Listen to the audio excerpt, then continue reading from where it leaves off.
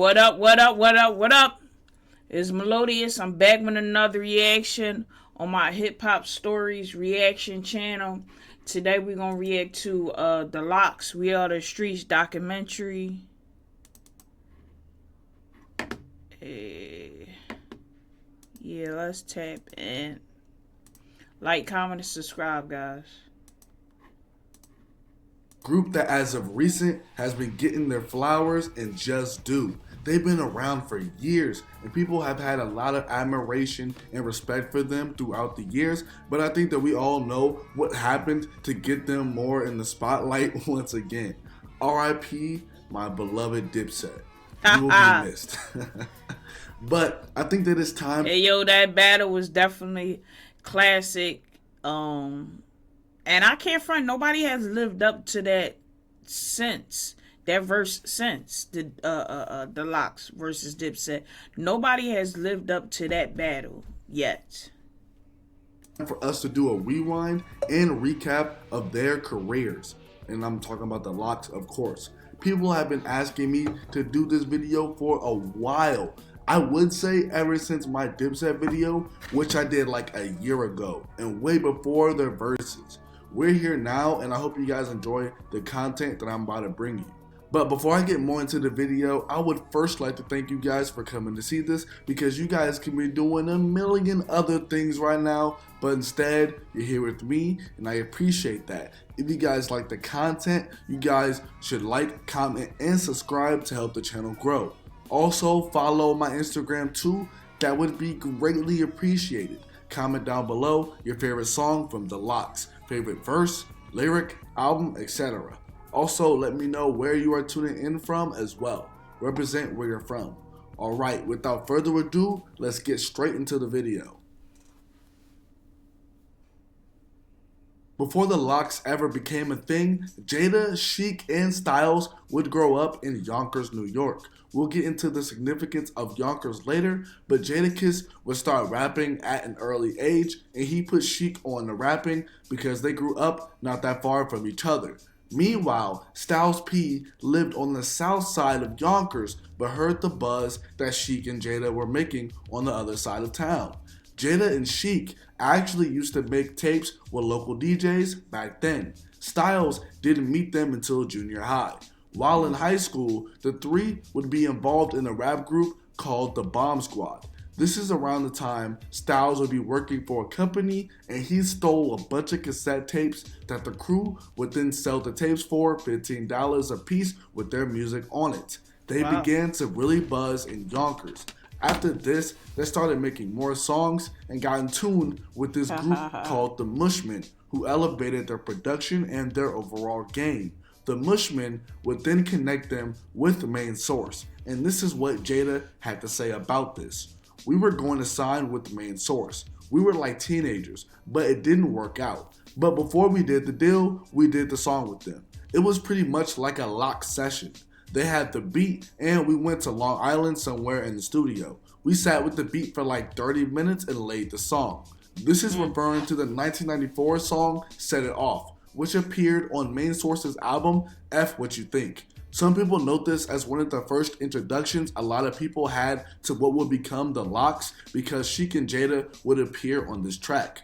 By 1994, the group was no longer Bomb Squad and instead were going by the name the Warlocks at the time. As Sheek would say in his verse in the song, "Watch your back for the Warlocks hit the street." But back to the story, and the LOX would actually sign a production deal with the Mushmen, which didn't go all that great for them. The LOX were really green to the business, and in the interview, Sheek would say this dealing with the Mushmen is when the group first discovered how shady some people in the industry are and were, but later on in the story, we'll see this wouldn't be the last time that the group had to deal with some similar situations. But some additional history with the LOX is that before they got on, Styles P was actually in and out of jail. He was a teenager the first time he got put in the county and got arrested for a gun and some armed robberies, but he only got charged for the weapon.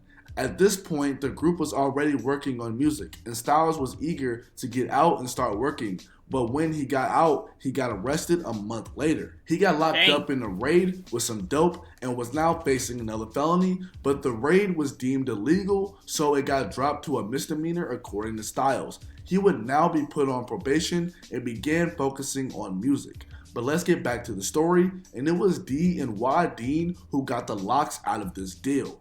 They were now under their management, and comes the question of why weren't the LOX fully Ruff Ryders from the beginning? Well, that's because this was before the Ruff Ryder Def Jam deal, and Y and Dean weren't on yet, so they brought Mace and the LOX to Diddy. Side note, when I asked what I should include in this video, I was told that Mace was almost a member of the LOX, and I kind of called BS at first, but I did some research, and Sheek Louch did an interview with Doggy Diamonds that for now isn't available, but there's multiple articles saying that Sheek said that Mace was almost a member, so I feel that that's something really interesting and something to note, and would have been crazy if it actually would have happened. It definitely Sometime around this time though, the LOX caught a big break because of Mary J. Blige. Her cousin Jamarco was one of the initial members of the Bomb Squad that I talked about earlier. The LOX gave him some stuff and they gave it to Mary, which eventually got in the hands of Diddy during one of Jadakiss' tours. Diddy at the time was looking for a rap group, and here's a clip of the demo that was played to Diddy. I let it marinate, then I go strike again. But this time I get the guts with the Mac 10. Rag tag, body bag, zip them up. Another day, another murder, life goes on. Jazz O actually did production on this demo, for those who know who that is, which I had no clue that he actually did that, but this demo would lead the LOX to get signed by Bad Boy. Suge Knight actually wanted the LOX on death row at one point, according to Sheek. Now that is truly wild in my opinion. It is. The LOX on death row at that time, that would have been insane. But I would get them not wanting to go out west. Comment down below if y'all would have liked the LOX on death row instead of Bad Boy. Let's get back to the Yonkers thing, and at this point in time, there wasn't really anybody really big from Yonkers in the— Hey yo, I ain't even gonna lie. The LOX with Death Row, that joint would have been hard. That would have been hard. That would have been some of the hardest music out. That would have been hard. the rap game outside of Yonkers. And for those who might say DMX, well, we're talking about 1995, 1996, and if you watched my DMX 1998 video, you would already know that he was out way before he dropped his debut album, because he appeared in Unsigned Hype in The Source back in 1991, but he didn't become the man that we know him as of today until 1998. Before that, he was the man in Yonkers though, while the LOX were still in high school, because DMX is older, and at this point in the story, he wasn't super duper big yet outside of Yonkers. Mary J. Blige was big, but for one, she wasn't a rapper and wasn't really repping Yonkers like how the LOX would end up doing later on. But anyways, the LOX would sign with Diddy after they went to his office and rapped for him. A week later, they were signed. Here's what Jadakiss had to say about this. When we signed with Bad Boy, they were like the Chicago Bulls. They were like the Lakers in the early 80s. It was a no-brainer. Big was there. The whole world was trying to get next to B.I. He embraced us, so that was a priceless feeling. Being with Diddy, the mogul of moguls, and Biggie, the lyricist of lyricists, that's a sandwich that you want to be a part of. True. Biggie took an interest in them, and the song that we know today as You'll See was recorded before the LOX even met Biggie officially. And actually, the LOX has talked about how they think that Biggie dissed them on the track. But Jadakiss coins this as being the LOX's introduction to the people of them being on Bad Boy.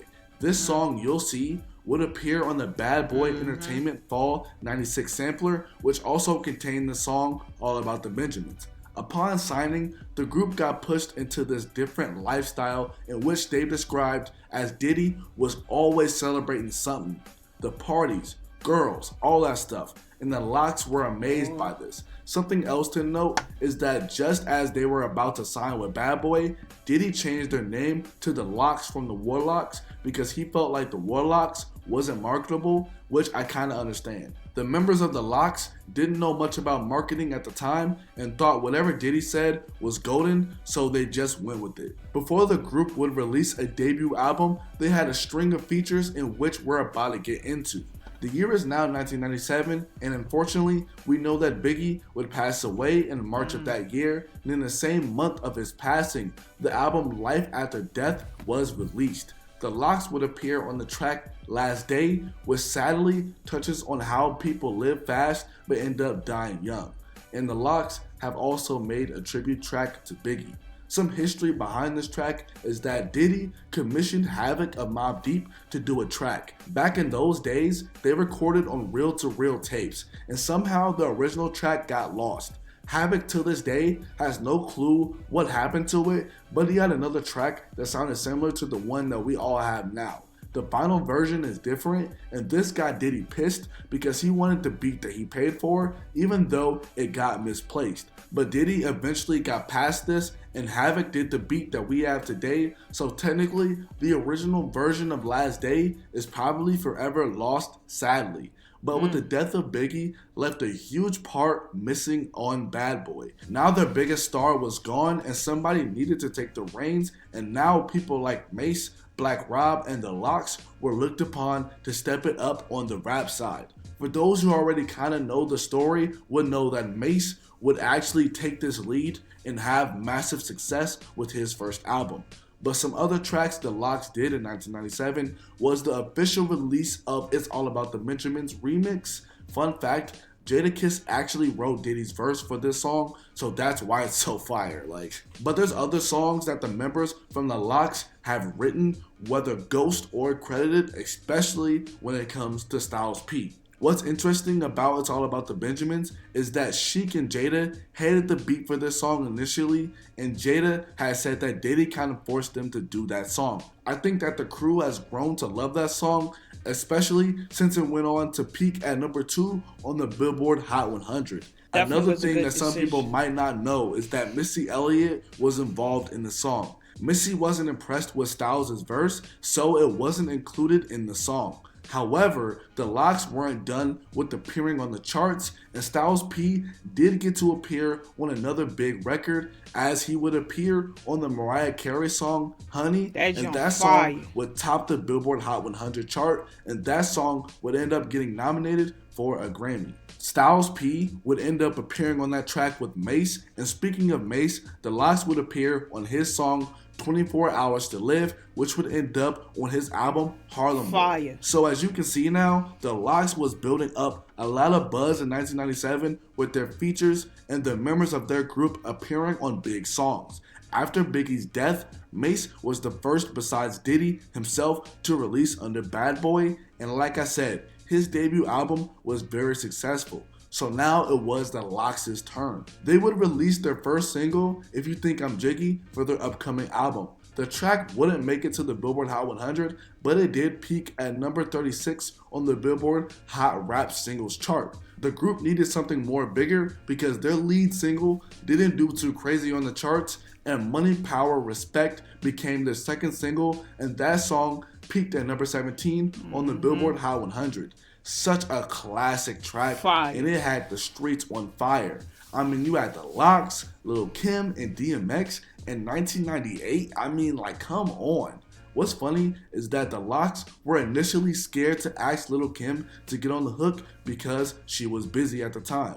The album Money, Power, Respect would release in January of 1998, peaking at number 3 on the Billboard Hot 100. The album did really well, and now the LOX were on the board. They upped the score for Yonkers, but later on that year, DMX would up the score with Yonkers because in my opinion, I think that he had arguably the best year in hip-hop history, which happened to be his quote-unquote rookie year in the game. You would expect after the LOX's debut album and how successful it was that things would be all good and gravy, but issues would arise. For one, the LOX didn't like the shiny suit thing at this time that Bad Boy was known for.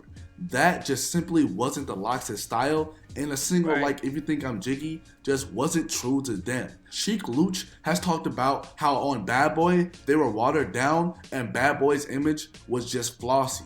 The last straw with Diddy was when Styles P infamously threw a chair at Diddy during an argument. Styles P actually twisted his ankle during this incident. Prior to that, there were mumblings in the group about leaving, but that chair incident was the last straw that broke the camel's back. During this time period, the LOX had started the Free the LOX campaign that demanded Diddy to release them from their contracts. They had the shirts, and they were very vocal in public about wanting out. The LOX knew that they couldn't. I definitely heard about this, the Free the LOX campaign. People don't play about the LOX. The streets don't play about the LOX, though. They go hard for the LOX, and they deserve it too. You know what I mean? Beat Diddy money-wise or lawyer-wise. So in Styles' words, they had to play mental chess. The LOX's assets were the people. Styles P had this to say about the situation. The moment with tossing the chair at Puff was a combination of being really effing stupid and really effing angry. I think for me, Big was always the barrier and the mediator and the middle person. He was always able to make things make sense to me. So I think when Big passed, it was just kind of really hard for me to deal with it and see certain things. The LOX didn't regret anything because it's a part of history, and there was quite a few artists who came to them afterwards and said that they wished that they would have did what they did. People gotta understand that Diddy didn't want to simply let them go because of the money invested into them, so the LOX had to force his hand. On top of that, Diddy is a businessman, so he wasn't just gonna let them walk. Diddy did an interview in 1999, and this is what he had to say about the LOX. The LOX situation, it just didn't work out. That's nothing new to any record company. Hopefully the press won't try to dramatize that. Any record label, and you have 20 acts, 1, 2, 3 of the acts aren't going to be happy. And it may be a situation that you can work out. We tried to work the situation out, it didn't work out. So we're in the process of selling them right now, and they are still to me some of the hottest rappers out. I wish them the best of luck. I'm sorry it didn't work out. So Diddy began shopping around the LOX, and this is where D and Wah come back into play. They already had a relationship with Diddy, and Diddy ended up shipping the LOX off to Ruff Ryders for $3 million. This won't be the last time we hear of Diddy in this story. So now the LOX were on Ruff Ryders, and D and Wah took them over to Interscope. Initially in the story, D and Wah weren't on yet when they first had the LOX, but by 1999-2000, they had DMX, who blew to be a superstar, and Eve, who had a very successful debut album at that point. Now the LOX were in a situation that suited their style way more. Before I wrap up this part of the video, that was like an all-star crew. X, Eve, the LOX, all of man, that was an all-star crew. I have to mention a few more songs. Going back a little bit, the LOX would appear on Dudes Done Started Something and Black Out with DMX and Reservoir Dogs with Jay-Z. All of those songs were released in 1998 and are fan favorites. But back to 1999, and the LOX wasted no time and released the lead single, Ride or Die Girl, for the upcoming album. This song would peak at number 73 on the Billboard Hot 100. This will complete the first half of the video where I talked about the early career of the LOX and their time on Bad Boy. Now we'll get into the second half of their career. One would think a global pop sensation, Zara Larsson, doesn't have to think about money. Hello? But we followed her for a week. You did? The LOX's second album, We Are the Streets, would be released in January of 2000. This album would peak at number 5 on the Billboard Hot 100 and be predominantly produced by Swizz Beatz. This album contains fan favorite songs like F You, Wild Out, Blood Pressure, etc. Something else to note is that on the song We Are the Streets, the LOX took some serious shots at Diddy. I mean, in the hook of the song, they're saying that we ain't with them no more because we're rough riding and the LOX are back. Jadakiss would say that the rhymes and beats were better, now they had less politics, and now the streets were involved with them. Styles P said that he wished that Biggie was alive and Diddy should have been killed instead, called him worse than a thief, and he said that Diddy has friends that hate him more than they did. The month after this album, the LOX would be a part of the Cash Money Ruff Ryders tour. At that time, the Ruff Ryders and Cash Money emerged as two of the hottest hip-hop labels in the industry, scoring 9 top 10 albums on the Billboard 200 albums chart between them. The Ruff Ryders released 4 #1 albums alone, with 3 being DMX's and 1 being Eve's, and that's just #1 albums, so this was a big deal. Now, this tour has been covered in detail on the Ruff Ryders Chronicles, which you guys should definitely watch if you want to know more about it. I literally watched it for free. Episode 9 of season 1 to be precise. But simply doing this tour wouldn't be an easy task. The tour was just wild. Hey, y'all can catch that out on this channel right here at the bottom left, so y'all can subscribe. Let's keep watching. Huge entourages. Seagram's, who was the sponsor for the tour, pulled out after several shows. People at a point in time were worried about getting paid, etc. But the real reason why I'm bringing up this tour is because of an event that happened in Boston that people would come for me if I didn't mention. Now, this event that I'm about to talk about has been covered extensively through multiple interviews from all parties involved. So once again, if you want to know more about the information like that I'm about to talk about, it is easily accessible. But the 31st stop on the tour would be in Boston, and there was a conflict. Now, the story goes that this whole conflict started over a girl, and the Boston crew, the main men, were looking for DMX. They were waiting outside of DMX's dressing room, and X wanted to leave the room, but security wasn't letting him out. In the middle of all this, a brawl ensued. People were getting beaten up, people were stabbed, it was a big mess. But this wouldn't be the first time the LOX got involved in big brawls. Another notable brawl was the run-in with Trick in Detroit, and even one time the LOX had a situation with Mike Tyson that wasn't a fight, but it is just a crazy story. They talked about it on the Drink Champs and say it better than I could ever say it. But after 2000, the LOX didn't break up, but as you will see later on, they didn't release an album for years for multiple reasons. They were still a group, but each member went on to have a solo career, with Jada having the most successful solo run, as we would all know. The LOX altogether would appear on Jadakiss's debut album on the songs None of Y'all Better and It's Time I See You in 2001. For his sophomore album in 2004, they all appeared together on the song Welcome to D Block. In 2002, for Styles' debut album, they all appeared on the songs Lick Shots, We Thugs, and Nobody Loves Me. For Sheek's debut album in 2003, the LOX appeared on the song Don't Mean Nothing and Mighty D Block, Two Gun Salute. I didn't quite know where I wanted to go with this section of the video, since I do want to do a video on Jadakiss one day, and I want to leave some stuff out to tell his story a little bit more, but also in this video, I want to focus on the group and not get too much into people's solo discographies. Right. By 2003, things at Ruff Ryders weren't the same. Side note, just to mention, Styles P did a stint in prison in 2003, forgot to mention that somewhere, but this, along with earlier on in the video when he got locked up as a teenager, will be the only times I mention jail in their story, because it never really had a significant impact on like the history of the group. Like, I'm talking about just like all of them in the jail, but whatever. But Styles getting locked up in 2002, 2003 probably might have had an impact on what was supposed to be the LOX's third studio album at the time, but I'm not completely sure since it was still scheduled to come out sometime in 2004. But once again, by 2003, DMX was talking about retiring with his, at the time, 5th album that was initially called It's Not a Game. Drag On hadn't dropped in 3 years, and there was rumors that Eve wanted to leave the label and go back to Aftermath. She also wanted to get into the clothing thing and do movies. In the interview, Sheek said that it wasn't no beef and it wasn't over for the Ruff Ryders, but D Block Records would officially release its first record in 2003. D Block stands for discipline, dedication, and determination. Anything gangsta and gritty is D Block. D Block Records would start with the official release of Sheek Louch's album, Walk With Me.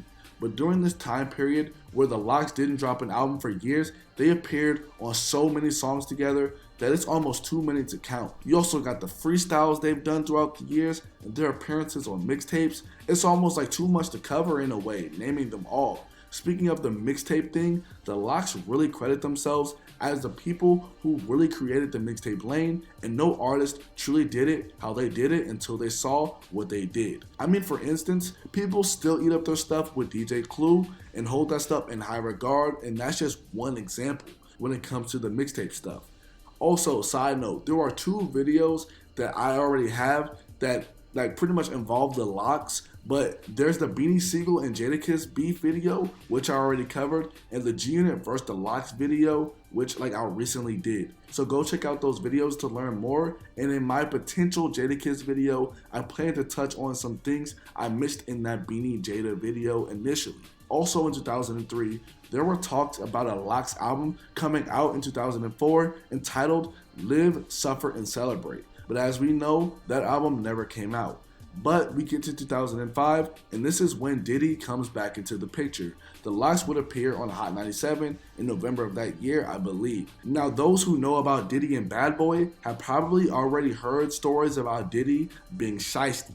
There's plenty of former artists that have talked about it, especially Mace, who I mean in the past has been very vocal about it. The LOX were on the radio talking about Diddy, and they wanted their publishing, which is very important because you can eat off that for years and in a good amount of cases for life, depending on your catalog.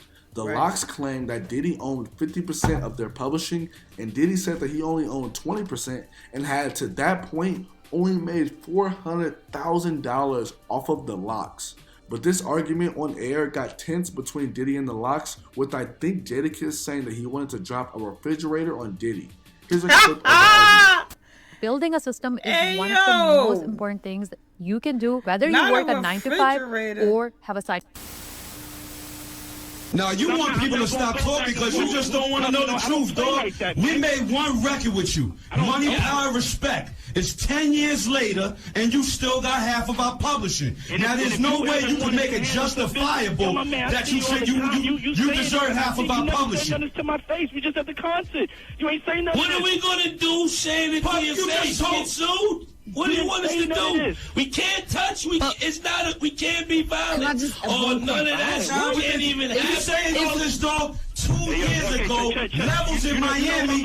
Let's real recognize real. Y'all know where the office is at. There's a big sign on it. I'm gonna be here. The whole National Guard's downstairs too. Cut it out, man. We can't talk in this. I'm a grown ass man, man. You're a coward. And I don't take. But not that long after this, Diddy got questioned about the situation, and he had this to say: I would have signed that deal. But also, to keep it real, I would have been so on my business that I would have been at that office trying to make the deal better. Don't feel sorry for people that are lazy and then blame it on the other person. They are not on top of their business, but they need to get on top of it. Forget the beef, the talking reckless, sit down and handle it. Before you even meet with me, sit down with your accountant for 3 hours and go over your life. Manage your life. Sit at home by yourself and read your contract word for word. There are books that I have for them, like Publishing 101. But despite all of this, Diddy said that he had no problem with the LOX and was grateful with the time that he had with them. Not that long after this, they all worked it out. Diddy had wanted to meet up like men and not discuss it for other people's enjoyment, and before they ended up meeting, him and Styles talked on the phone. What followed was about an hour-long meeting that Styles said basically Diddy gave them all of their publishing back. Styles also said that Diddy didn't have to do that. But by 2005, a little before the Diddy situation, the LOX wanted to switch gears and focus on other things like D-Block because Jada and Styles were having problems with Interscope, which also kind of involves the whole G Unit situation. Another event we could talk about is this J Hood situation.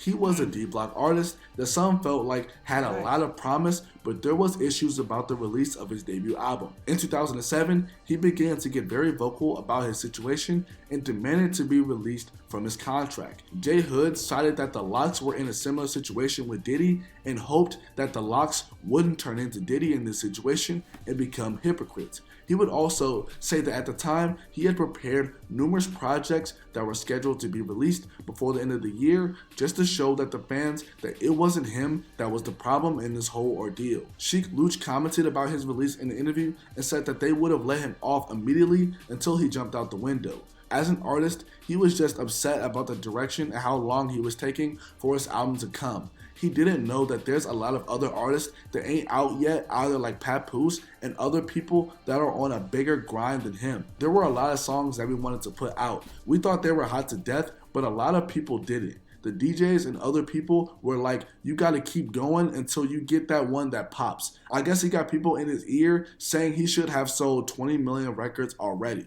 Now this whole J Hood and the LOX situation is like a 30-minute ordeal in itself, and I don't want to get too hung up talking about it, especially since I plan to talk about it in another video, and if I feel like I didn't go deep enough with it. I definitely wanted to know what happened to J Hood, so it's definitely good hearing what happened to him. That video, then I will do a complete video about the whole situation.